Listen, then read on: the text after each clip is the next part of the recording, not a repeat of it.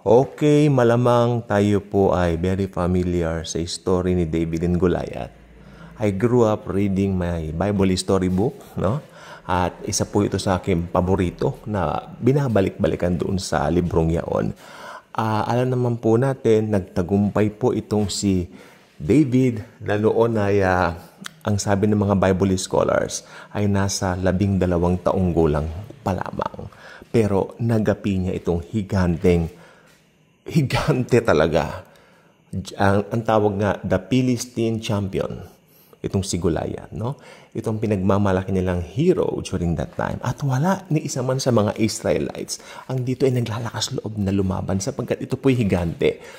Napakalaki po talaga. At talagang, wow, nung talagang wala na pong maglalakas loob, sabi ni David, sino ba itong taong ito na bakit tinutuya niya ang ating lahi?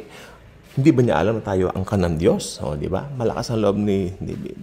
Sabi pa nga ng kapatid ni David sa kanya, umuwi ka na lang. Kanya, huwag ka na makigulo dito.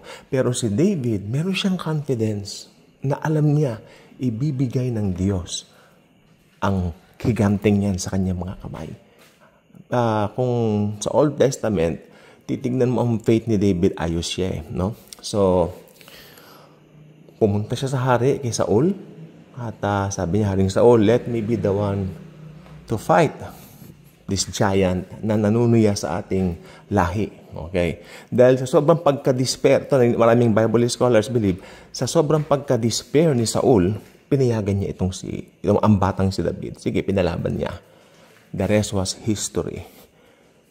Dala lang niya, sling, at saka yung kanyang ginagamit dito para ito itapon, no? Ayun lang pong ginagamit niya para, sling lang po, no? At nung una, pinagsusuot siya ni Saul ng mga, kung ano-ano mga nilalagay na mga, kumbaga parang panangga, no? Mabigat yung mga bakal. Ayoko yan, ganyan, ito lang tama na ako dito. Sige na nga, bahala ka na. Siguro ni Saul, parang, siyempre bata lang siya, no? Pero alam natin na nangyari. Sa araw na ito, sabi ni David, ibibigay ka ng Diyos sa aking mga kamay. The Lord will give you into my hands. Sabi ni Goliath. Sabi ni Goliath, bakit niyo ako pinapadala ng aso na para lumaban sa akin? Isang aso lang ang tingin niya na maliit.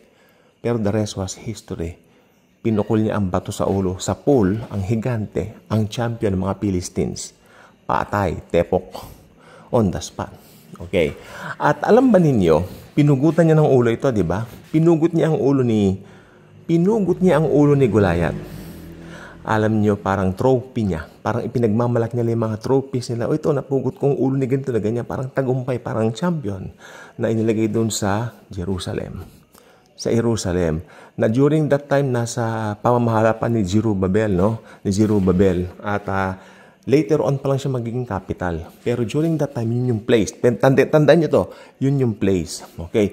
At maraming naniniwala ng mga Bible scholars, later on, syempre, tatanggalin nila yung mga ulo doon dahil mabubulok, magiging bungo. No? So ito, ang ayon sa mga Bible scholars talaga na marunong sa archaeology, no?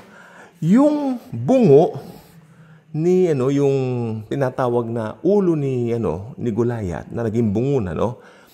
Ito ay ibinaon nila sa isang bundok.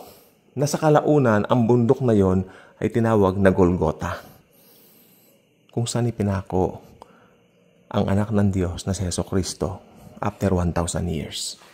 1,000 years after that, o sabihin natin mahigit 1,000 years after nang matalo ni David si Goliath, ipinako sa krus si Jesus doon sa lugar na pinaglibingan doon sa bungo ni Goliath. Alam niyo ba ang ibig sabihin yan? May nakalagay pong hula sa Bible na tatapakan ng anak ng Diyos ang iyong ulo. Di ba doon sa serpent? Tatapakan niya ang iyong ulo at ikaw naman, tutusukin mo ang kanyang paa, yung heels niya. Kaya di ba si Jesus, yung kanyang paa nabutasan ng pako?